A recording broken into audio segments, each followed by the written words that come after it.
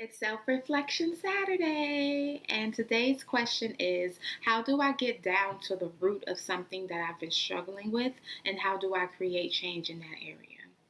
So I started by asking myself a series of how, when, what, and why questions.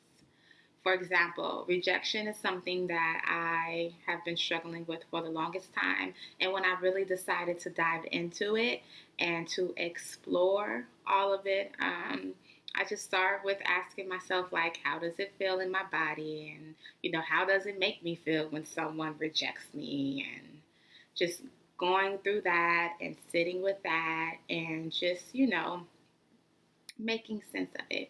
And then the when, like when can I go back to a time in my life that I first remember experiencing rejection?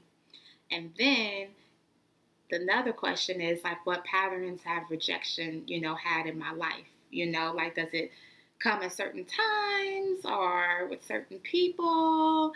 And I just dive into that and ask myself as many questions as I can. I Google stuff. I always tell people Google it. I will even Google like how to deal with rejection, like just to hear people's stories, to hear how they've dealt with it, or just to make more sense of it.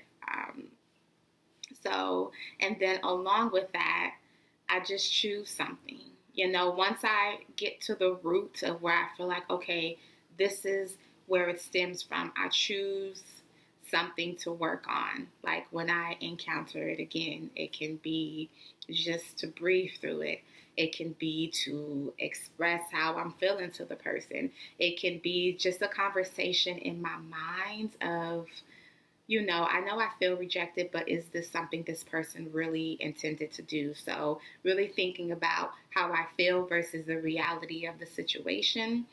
Um, and just sitting there and just being with all of that. And so, having those things in place for when I do feel rejection, it helps me move through it. It doesn't take the feeling of rejection away, but it helps me to like settle it much quicker because I have those things in place. But the number one thing is really understanding the root of it. It's like you got to get down to the root cause. You can treat all of the symptoms if you want to, like I could treat all of the sadness and all of the anger and everything that comes as a result of me feeling rejected. But until I get the story of my rejection, where it first began, then, I don't feel closure. I don't feel peace. So getting down to that, asking myself those questions, doing research, and just coming up with something to try the next time I experience it, or things that help me. And that's how I, move through or get down to the root of things that bother me. So thank you for listening, and I hope you found it useful.